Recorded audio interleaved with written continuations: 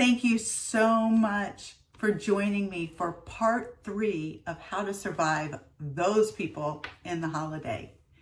You see, we want to remember as we're talking about these people that personal power, we don't have the ability to change anybody else but ourselves. So we can't change them. So we shouldn't waste our time and energy trying. And as we talk about the 6 different personalities, and we're going to finish the next 2 today, we want to make sure that we don't put labels on people. Remember that labels, if we're going to label somebody, we want to label them as friend. But labels are not good ever, because hurting people are the ones that hurt other people. And we all have probably been one, if not more, of these people at any given point in time. So we need to be real and we need to be honest with ourselves. So we started out talking about the negatron. Remember, the negatrons were like the people who rain on our parade and always had something negative to say. We said when we're dealing with a negatron, we need to put on our Wonder Woman bracelets, right? And let them bounce right off of us. We don't ever want to take a negatron personally. We talked about the toxic pollinator, that little bee that flutters from place to place and sows discord. We said that the way to deal with them was to remind them of their own positive words and actions, in public if possible. Since we experience pressure to behave consistently, we want to remind them that they have been positive in the past. The snaker. Remember, we said that the snaker was the one who was charming and great and just the life of the party, but they could also come up and bite us. So we need to remember that the snaker has fangs, and being the life of the party, they want to actually unload their work on us. So we want to make sure that we power down with the snaker. Don't go head to head with the snaker. The insulter offloader we talked about last week. The insulter offloader is an interesting character because they insult us. They get us reeling in our emotions. And once we're reeling in the emotions, they have a tendency to actually hand their work to us.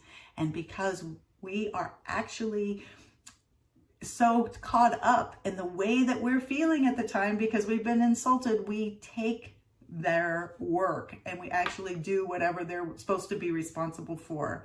They strike at the heart of our boundaries and our negative belief system, and we need to make sure that we know what our boundaries are.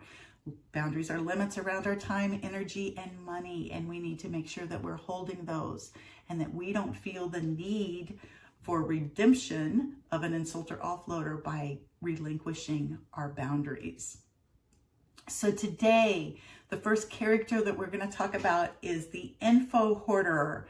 The info hoarder is a person that uses the manipulation of information. These people thrive on gaining power or status through the manipulation of information, and many times orchestrating the failure of others because of the lack of knowledge that they've shared. To do this, the info hoarder provides a significant portion of the details needed for the task, but they hold back instrumental pieces that guarantees that we make mistakes, or that we have oversights, or we have incomplete follow through. You know, I see this happen a lot in families as one spouse or one sibling actually holds back a piece of key information that causes one of the other siblings who's in charge of maybe doing something for their parents or doing something for children or something planned for the event itself, for the holiday dinner. And because they hold back that piece of information, they actually miss something or they don't get something done. And many times the info hoarder will come in and swoop in and be the savior of the day. You see, by withholding these necessary specifics, it ensures that others work in a vacuum. And what happens is that it creates this incomplete task. Info hoarders intentionally choreograph the blind spots of others around them. Their mission, out of their own self-esteem issues, is to make others look incompetent and uninformed. This helps elevate themselves and makes them being able to answer questions that others can't. Their hoarding tactic of information gives them a perceived authority or domination of position. How do you identify an info hoarder? Here are several things to look for. Notice if you frequently find yourself not having essential details, or if you're considered the originator of information and they are not telling you everything. Be aware also if others seem to be left hanging without key information, especially if they're dealing with the same person. Also watch if the same person tends to jump up and quickly offer in the missing details.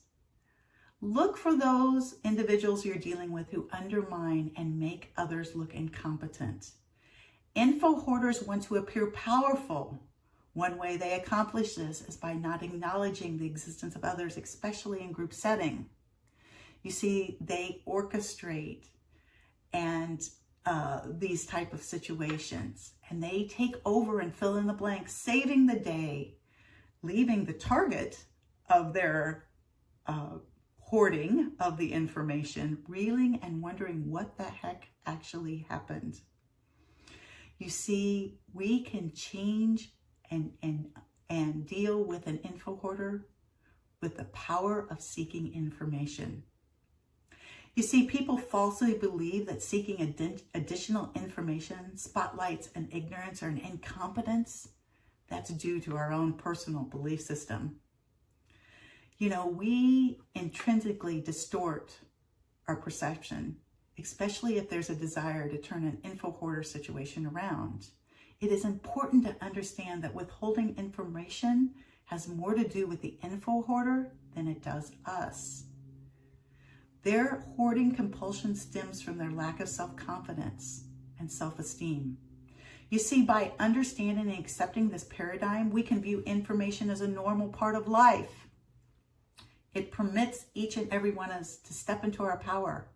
We need to talk to others, ask questions, and undertake research to find out the additional information needed to do the job.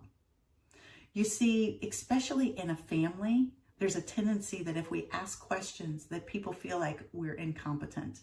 I was the youngest of 4 children. I felt this a lot. But it is actually by that seeking that power that actually the info hoarder loses theirs in order to affect us. Once we realize it, once we label it, then we can deal with it. Oh, and the next person that we're going to talk about this holiday season is the infamous Swoop and Poop. You know, Swoop and Poopers are very easy to spot. Have you ever seen the movie Top Gun? It was a 1980s movie about going through Top Gun school and becoming professional pilots in the Air Force. Or actually, it was the Navy, I believe. I'm sorry. And one of the scenes in there was Maverick and Goose, without the permission that they should have been granted, decide a couple of times in the show to fly by the tower. They get extremely close to the tower. It rattles the tower, and the people inside the tower actually spill their coffee all down the front of them, leaving them in havoc and uproar. That's kind of what a Swoop and Poop reminds me of, is that Top Gun scene where you swoop by and you kind of dump on everybody that's there. Remember when I said at the beginning that we have to be careful not to label people because we possibly have been part of this? Many times in my work setting as the boss, I was a Swoop and Poop. I would swoop in and leave havoc with my team and exit just as quickly. So we need to remember that we are all able to be all 6 of these characters at any given time. But the Swoop and Poops fly in, they dump their comments, they derail focus on the issues that are really that are relevant, and they derail them to something that's irrelevant. You see, Swoop and Poopers rarely miss the opportunity to question and challenge everything. But unless they're doing a flyby to dump and do their put-off comments, they tend to be elusive.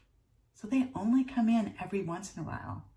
They derail focus, they turn attention to items other than those that are the matter at hand. I see this a lot, especially as we're dealing with aging parents or making details about something that involves every member of the family. They'll come in, They seem to be aloof, but then they come in and they provide this whole kind of bomb of information, and everybody's kind of left derailing from it. This can be done in person, or it can be done over phone, right?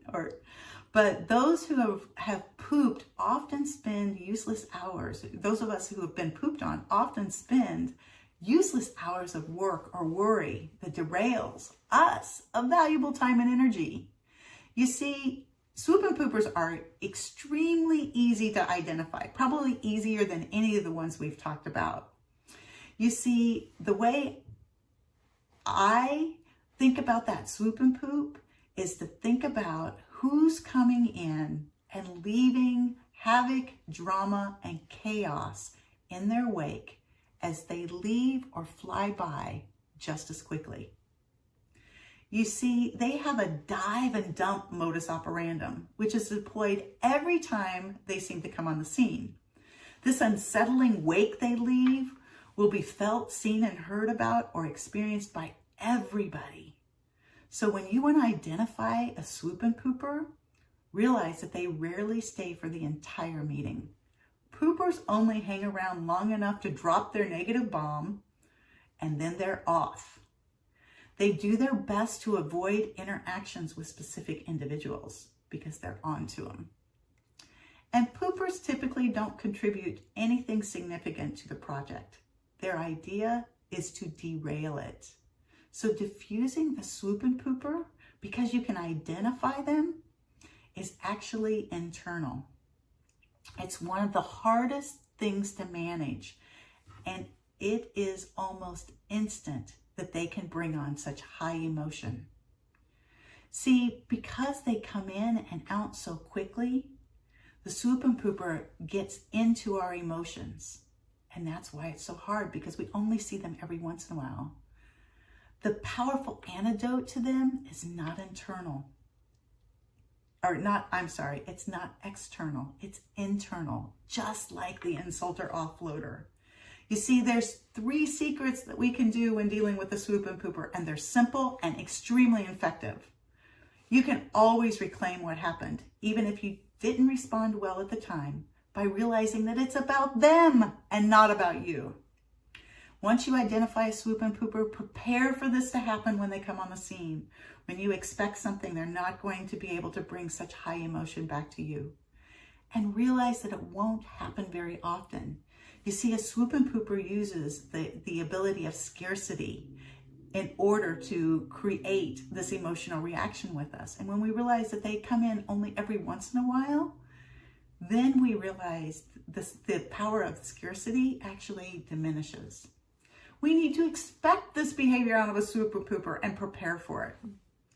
Then we can respond instead of react impulsively.